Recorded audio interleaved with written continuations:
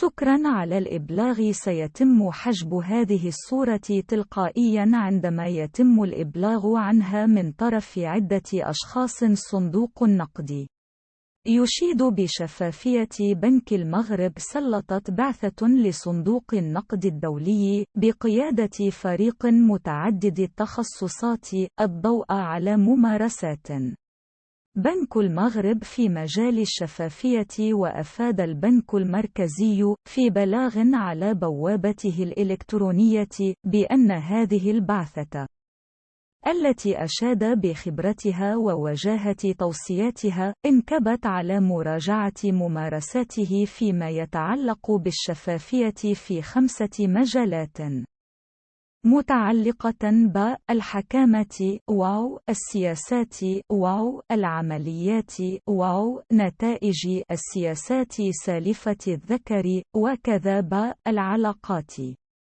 المؤسساتية التي تربطه بالهيئات الوطنية والدولية. وأورد البلاغ أن تقريرا خاصا بالبعثة متوفر باللغة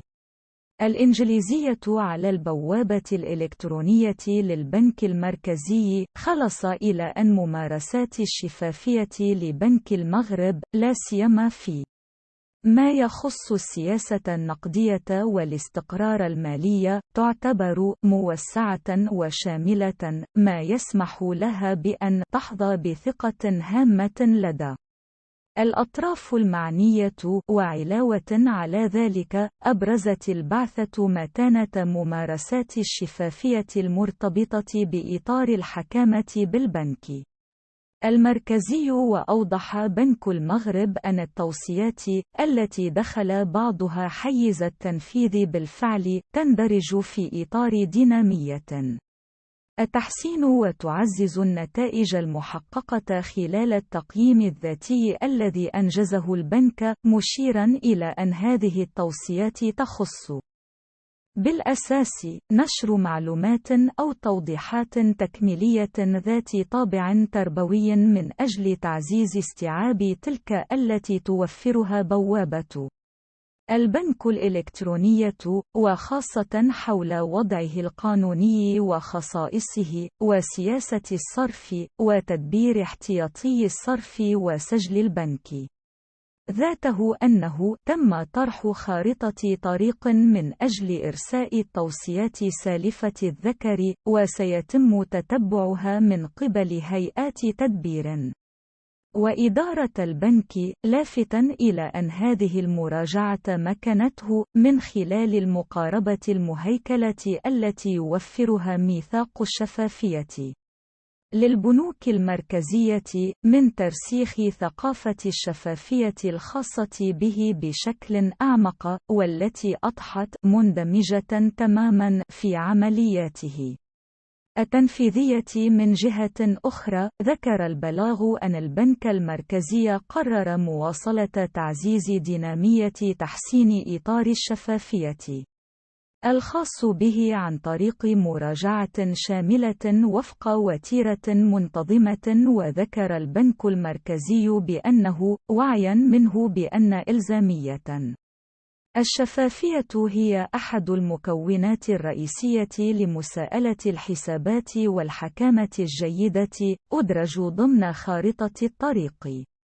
الاستراتيجية 2019 إلى 2013 مشروع تقييم لإطار الشفافية الخاص به، تماشيا مع ميثاق الشفافية للبنوك المركزية الذي اعتمده صندوق النقد الدولي في يوليو 2020. وأكد المصدر ذاته أنه من أجل إتمام هذا المشروع على أكمل وجه، أنجز بنك المغرب كمرحلة أولى تقييماً ذاتياً للإطار سالف الذكر قبل أن يلتمس مراجعة من لدن صندوق النقد الدولي، مشيراً إلى أن البنك كان بذلك ضمن أول البنوك المركزية التي شاركت على أساس تطوعي في الطرح النموذجي لميثاق الشفافية للبنوك المركزية، ما يجسد رغبته الدائمة في الرقي بآلية الحكامة الخاصة به إلى مستوى المعايير والممارسات الفضلى للبنوك المركزية. وعلاوة على ذلك، شدد بنك المغرب على أن أشغال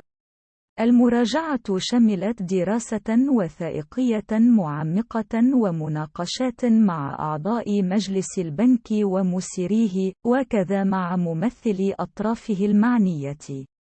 الرئيسية، أي البرلمان، ومجلس الحسابات، ووزارة الاقتصاد والمالية، والهيئة المغربية لسوق الرساميل، وهيئة مراقبة التأمينات والاحتياط الاجتماعي، ومكتب الصرف، إلى جانب لجنة الحق في الحصول على المعلومات،